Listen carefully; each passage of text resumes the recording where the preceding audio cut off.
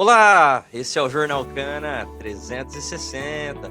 Sou Alessandro Reis e estamos aqui para mais um episódio. A safra 2026-27 se aproxima em um ambiente de mudanças estruturais para o setor bioenergético. De um lado, o avanço da agenda de descarbonização, com o biometano ganhando espaço nas discussões regulatórias e ampliando também sua base de clientes. Do outro lado, projeções que indicam uma produção recorde de etanol no Centro-Sul, impulsionada pela recuperação climática, pelo menor mix de açúcar e pelo crescimento acelerado do etanol de milho, movimento que pode pressionar preços já no primeiro semestre do ciclo. E no meio desse cenário, um desafio que atravessa todas as frentes: gente qualificada para operar em um setor cada vez mais tecnológico, integrado e competitivo. No episódio de hoje, vamos falar sobre o avanço do biometano nas discussões de crédito, regulação e expansão, os impactos do retorno do El Niño em 2026 e a estratégia de atração de talentos da PP Bioenergy para o novo ciclo. Temos também as projeções de oferta e preços do etanol com a consultoria Argus. Esse é o Jornal Cana 360. Se você ainda não é inscrito no canal do Jornal Cana, se inscreve agora. Já deixa seu like nesse vídeo, compartilha também com seus amigos e colegas do setor. Bora lá então? Roda a vinheta e vamos começar.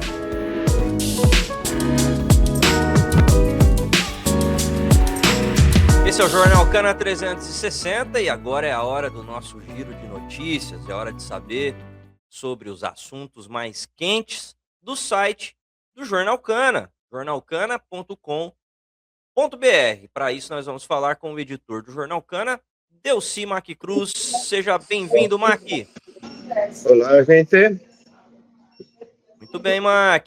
Biometano está no centro das discussões, hein? Tema quente aí da semana, o gás renovável, né, que é feito de subprodutos da cana e de outras fontes, entra nas discussões, e foi o caso de um evento realizado lá em Goiânia, né, pela Federação das Indústrias do Estado, da FIEG. O que aconteceu lá, Mac? Conta pra gente, qual foi o centro das discussões? Isso. Primeiro, é legal e é ótimo e é estratégico já se discutir o biometano. Estamos começando praticamente um ano, porque o biometano, apesar de ele estar já previsto em RenovaBio, ou seja, ele rende CBIOS, ele é instituído, ele integra a Lei Combustível do Futuro, porém, ele depende ainda de regulamentações, entende? E regulamentações variadas que vão dar a tal da segurança jurídica. Como é que alguém vai investir nisso daí para valer? Exige um investimento alto ainda, né? Você tem que primeiro fazer o biogás, depois purificar do gás, purificá-lo com outro processo industrial para chegar no biometano, que é um gás renovável, semelhante ao gás natural, o GNV, substitui, né, em motor de caminhão, movido a GNV, é perfeito. E na indústria, inclusive, substituindo o gás natural, o próprio gás garrafado. E Goiás, ontem, o Goiânia saiu na frente com um evento da FIEG, né, Federação da Indústria do Estado de Goiás, que levou lá, inclusive, o pai, né, o responsável pela Lei Combustível do Futuro, que é o deputado Arnaldo Jardim. E bateram na tecla, uma forma até de chamar atenção a nível nacional e até global, de que precisa-se sim criar regras para, de fato, dar essa segurança jurídica para que os investimentos em biometano, de fato, ocorram. Para se ter uma ideia, hoje, a gente tem praticamente 9, vamos falar, usinas produtoras de biometano a partir do aterro sanitário, tá? Aterro sanitário. A gente tem na Grande São Paulo, a gente está no interior, na região de Campinas. É interessante que o aterro sanitário também é uma fonte rica para se produzir biometano. Ou então subprodutos da cana-de-açúcar, tipo torta de filtro, a própria vinhaça, a Raizen tem feito isso, quem se saiu bem na frente é na região de Presidente Prudente lá, a região de Presidente Prudente, e nós temos poucos outros exemplos. O que incentivaria esse empresário, a Cocal, desculpa, tá lá em Presidente Prudente, o que incentivaria mais esses empresários? Olha, eu tenho que ter segurança de mercado. tem que ter preço, por exemplo, não tem um preço hoje definido de mercado, quanto custa um metro cúbico de biometano, entendeu? Então, isso é tudo muito solto, um compra do outro, como se fosse um mercado livre de energia, né? O comercializadora vende para o consumidor final, a partir de tal fornecedor de energia e pronto. Mas precisaria ter essa regulamentação. E esse evento de ontem serviu para puxar esse alerta, tá?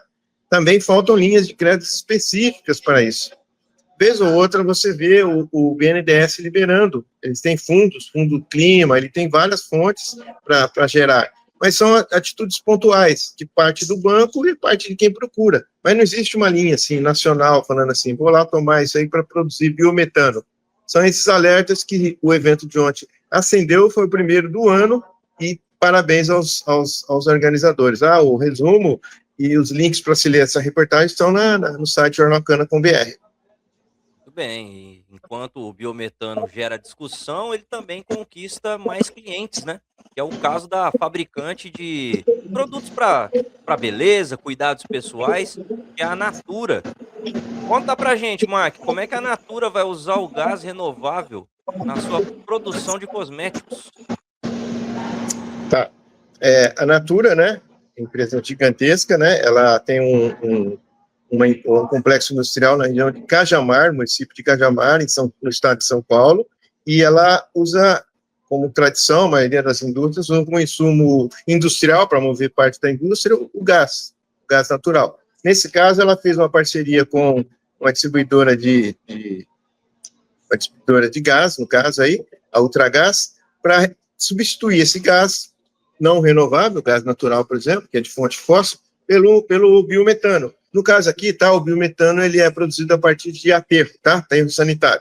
Mas também é o seguinte, de uma hora para outra, a fornecedora desse gás pode comprar o gás de uma usina, certo? Na região de Piracicaba, Campinas, onde fica mais próximo a Cajamar, certo? Não há problema nenhum, porque tanto um como o outro são tecnicamente iguais, tá? De aterro sanitário ou de subprodutos da cana.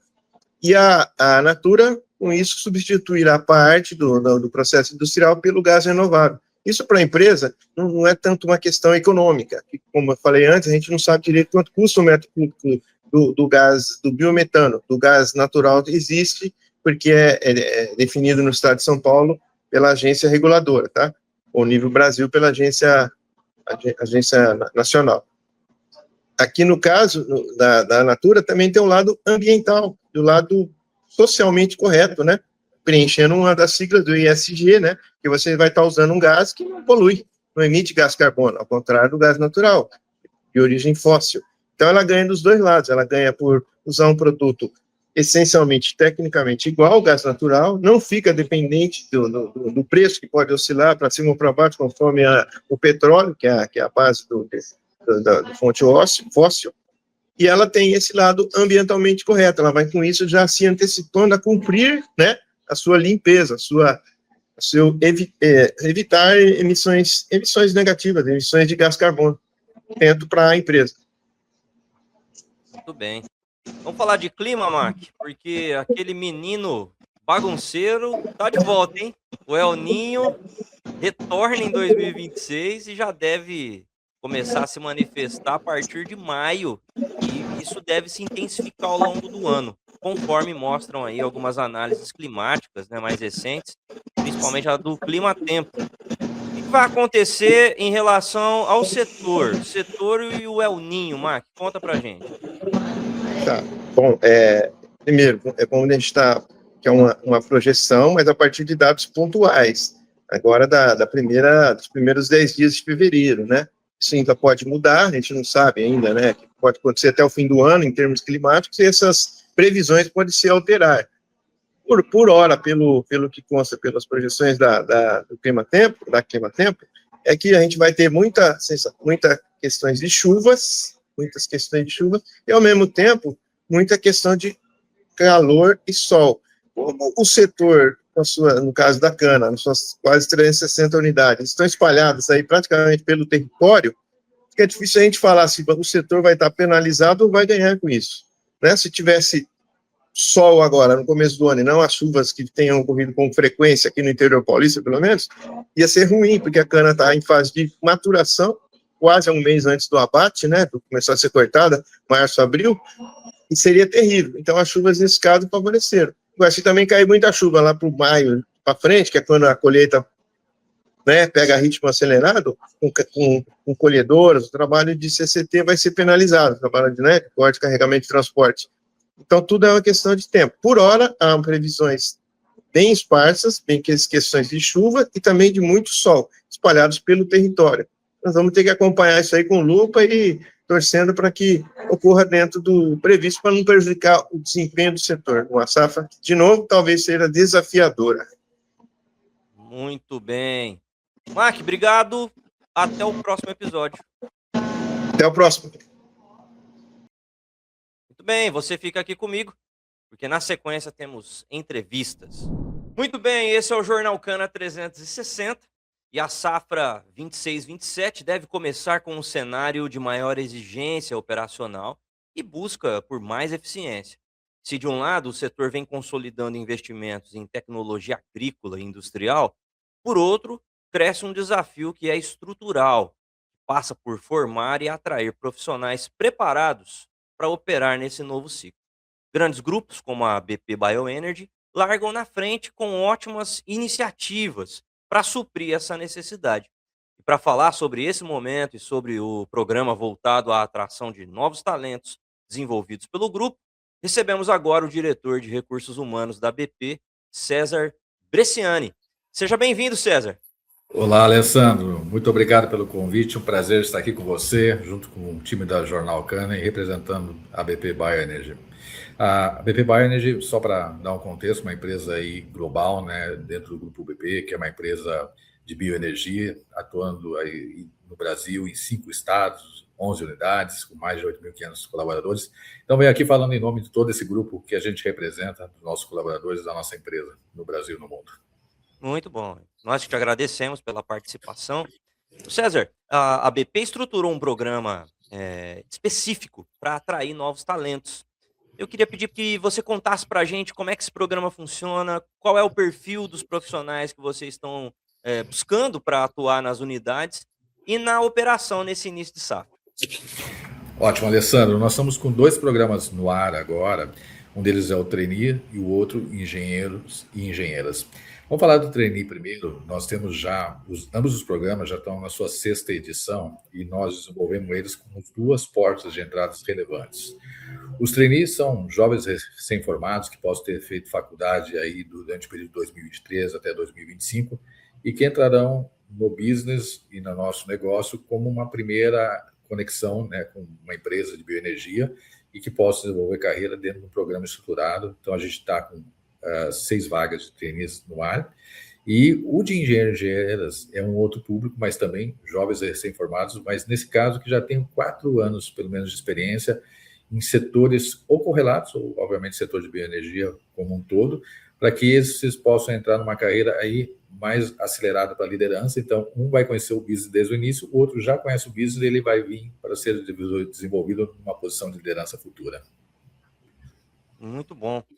César, como é que temas como saúde mental, liderança, né? Claro, liderança com segurança, que estão presentes aí na trilha de aprendizagem do programa, refletem as prioridades atuais na gestão de pessoas da BP?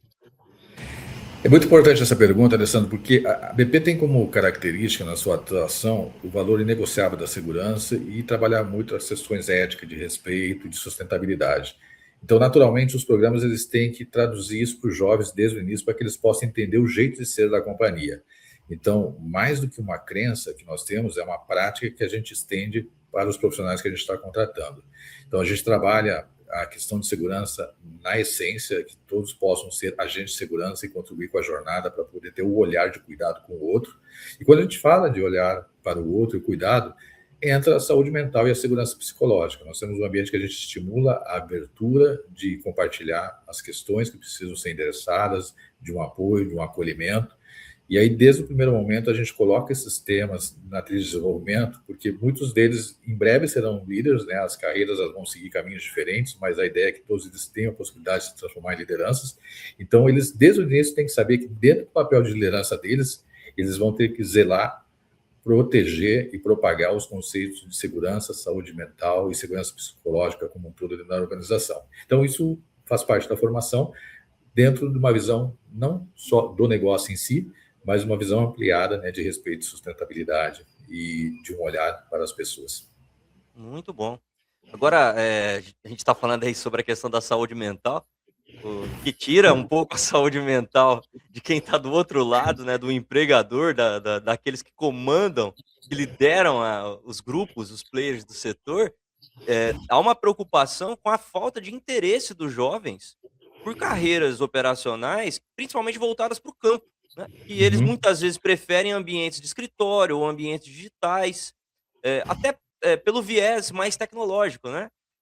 Como que a BP está adaptando a comunicação, o ambiente de trabalho, para mostrar para essa turma nova que o setor é altamente tecnológico e oferece carreiras tão dinâmicas, tanto no campo quanto em tecnologia ou serviços?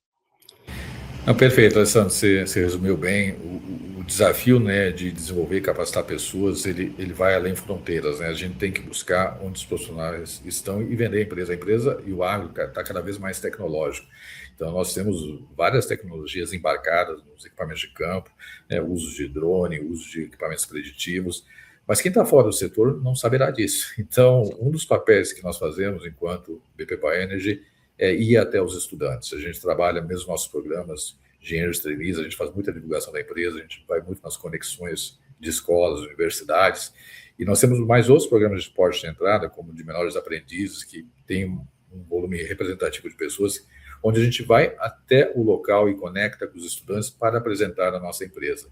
Então, eu diria que trazer o encantamento para o negócio e para o business é parte de uma estratégia de demonstrar o que a empresa é e o que ela faz. Então, nós estamos dentro da bioenergia, um segmento extremamente sustentável, a tecnologia, de novo, ela está presente.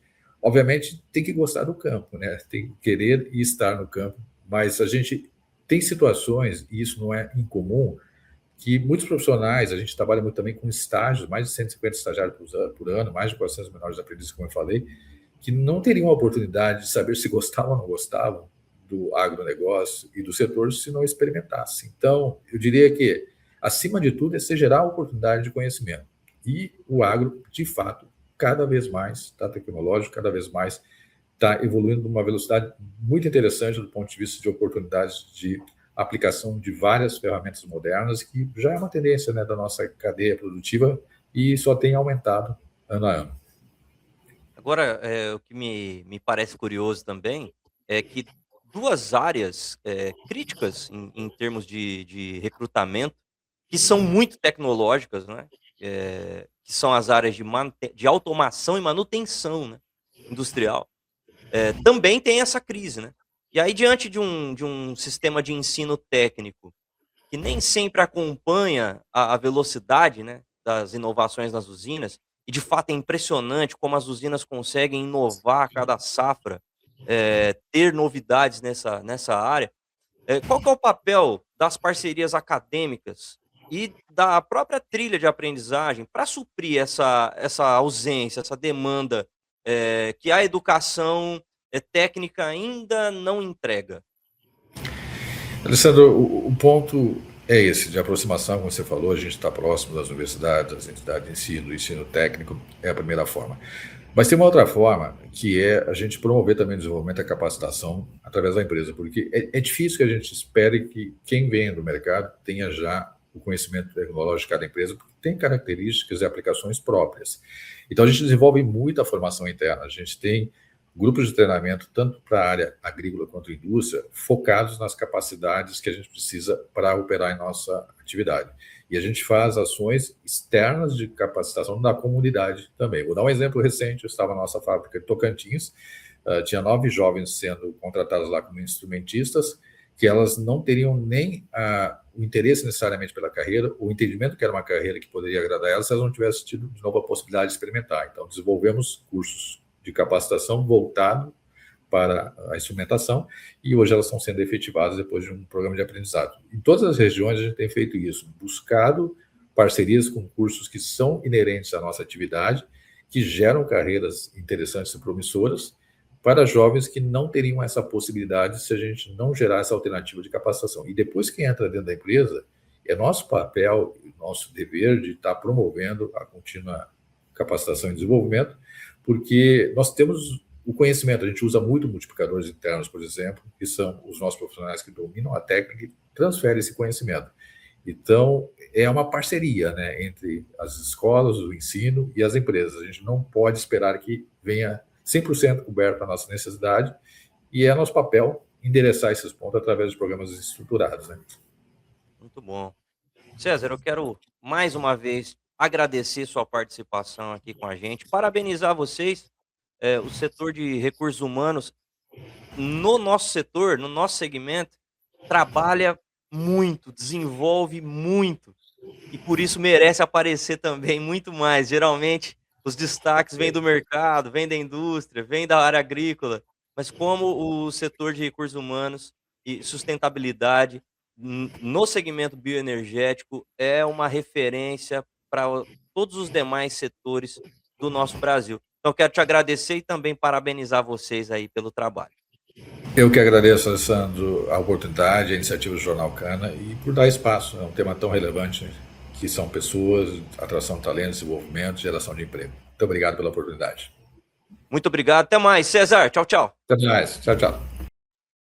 Muito bem, você continua aqui comigo no Jornal Cana 360. Muito bem, seguimos aqui com o Jornal Cana 360 para falar sobre etanol. A expectativa é de que a produção na região Centro-Sul alcance 36,9 milhões de metros cúbicos entre abril de 26 e março de 27. Isso significa o maior volume da série histórica da Conab, que começou a ser medida lá em 2005. Esse avanço é impulsionado por melhores condições climáticas, menor mix de açúcar e principalmente pela expansão do etanol de milho, que deve responder por mais de 11 milhões de metros cúbicos, uma alta de 16% na comparação anual. Esse aumento de oferta tende a pressionar os preços no primeiro semestre da safra. E é sobre isso que queremos falar.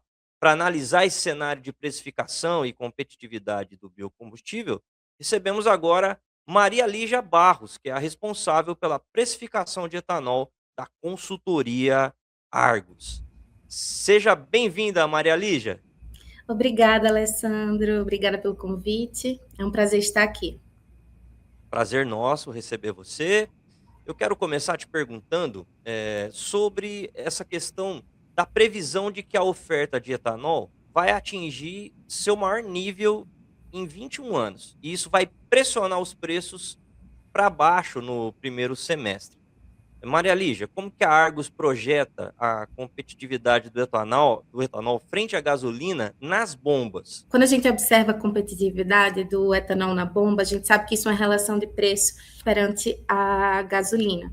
E sim, que opera de uma forma diferente, né? Os preços ali são definidos com outra política. Então, para a gente seria leviano comentar sobre qual será o movimento de uma empresa ou de outra. Mas quando a gente olha só para o etanol, de fato, tem uma expectativa aí de uma oferta crescente na safra 26-27, uma oferta recorde, que deve pressionar os preços do etanol no primeiro semestre, né?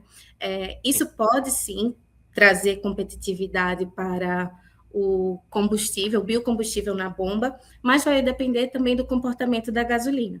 Por hora, no curtíssimo prazo, o que a gente observa é que o mercado de combustível não vê possibilidade de um novo corte da gasolina por enquanto, mas isso vai depender com certeza de várias questões, do movimento dos mercados internacionais e também da política de preços da empresa.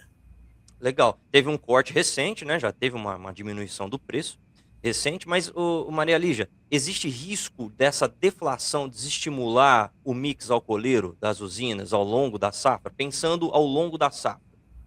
Sim, Alessandro, com certeza, né? A gente viu que o açúcar deixou de remunerar mais do que o etanol em meados de junho do ano passado. E a partir daí, muitas usinas operaram por maximizar sua produção de etanol. Agora, na entre-safra, em janeiro, os preços subiram ainda mais devido ao momento de entre-safra, uma entre-safra particularmente de estoques muito apertados, muito curtos. O que a gente observou foi uma alta de preços que levou os nossos indicadores em São Paulo a maiores níveis em 4 anos. Então, a tendência agora são as usinas iniciarem a safra 26, 27 com um mix muito mais voltado para o etanol, aproveitando aí desse impulso. Porém, à medida que a oferta cresce, que a produção, a moagem segue, essa virada deve ocorrer sim, de o etanol começar a operar com um desconto em relação ao açúcar, ou seja, de o açúcar voltar a remunerar melhor. Isso pode acontecer entre maio e junho, vai depender principalmente de quando a moagem deve iniciar agora. Como eu falei, com os preços no nível que eles estão agora, atrativos para o produtor, a tendência é que alguns tentem antecipar a moagem já em março, mas isso vai depender se as chuvas vão deixar.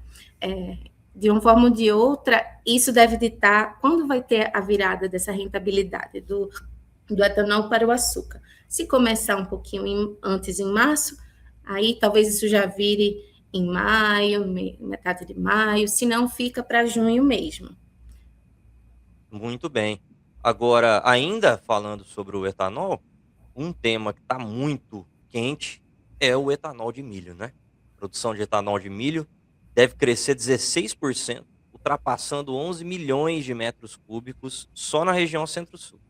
Daí, diante dessa expansão e dos investimentos em novas plantas, em que medida, Maria Lígia, o milho deixa de ser apenas um complemento para se tornar um regulador de oferta e preço, mesmo em anos de recuperação da safra de cana? Como que isso acontece? Olha, no fundo eu vejo como um mercado só, né? Não entendo que necessariamente haja essa competição de um produto e outro. Afinal, no fim das contas, é o mesmo produto, né? O etanol. Mas, de fato, essa expansão chama a atenção, né? E é o principal driver de crescimento da oferta de etanol, não só agora, mas no horizonte de pelo menos os próximos 10 anos. A EPE, né, a empresa de pesquisa energética, ela estima em 2035 uma produção de 16 milhões de metros cúbicos de etanol de milho, que seria 32% da produção total brasileira na estimativa para daqui a 9, 10 anos. Mas a maior parte ainda vai vir da cana-de-açúcar, né? Teremos os dois produtos coexistindo aí no mercado. Trabalhando juntos, né? Exatamente. A perspectiva para o longo da safra, também voltada aí para etanol de milho, é que isso realmente possa incrementar o caixa das usinas? A gente não consegue comentar exatamente essa parte, né? O nosso papel é muito mais olhar o movimento de mercado, o movimento de como da oferta, de como eles vão se posicionar sua produção, sua capacidade produtiva, mas a abertura, o investimento em usinas flex, com certeza aponta para esse interesse, né, do usineiro em participar também desse momento de expansão, que realmente, como você falou, é o assunto do momento, né? Sim, quer dizer, o mercado está olhando com bons olhos para toda essa movimentação, né? Eu acho que empolga, né? E o mercado, olhando por um outro lado, acredito que uma coisa que a gente observa diante dessa expansão da oferta, é também formas de movimentar, de fomentar essa demanda. Então, o mercado está olhando para essa indústria do SAF, né, o combustível sustentável de aviação, como uma possível fonte de demanda também para escoar essa produção. Tem também a indústria dos combustíveis marítimos, né, usar o etanol como combustível marítimo. São investimentos ainda muito incipientes, ainda estão em desenvolvimento, mas é algo que o mercado que está contando com isso, né? Que seja desenvolvido ao longo dos próximos anos. Excelente. Maria Lígia, eu quero agradecer sua participação aqui no Jornal Cana 360, trazendo informações aí sobre o mercado, sobre os preços, que são sempre muito importantes para a tomada de decisão de quem faz parte do setor de bioenergia.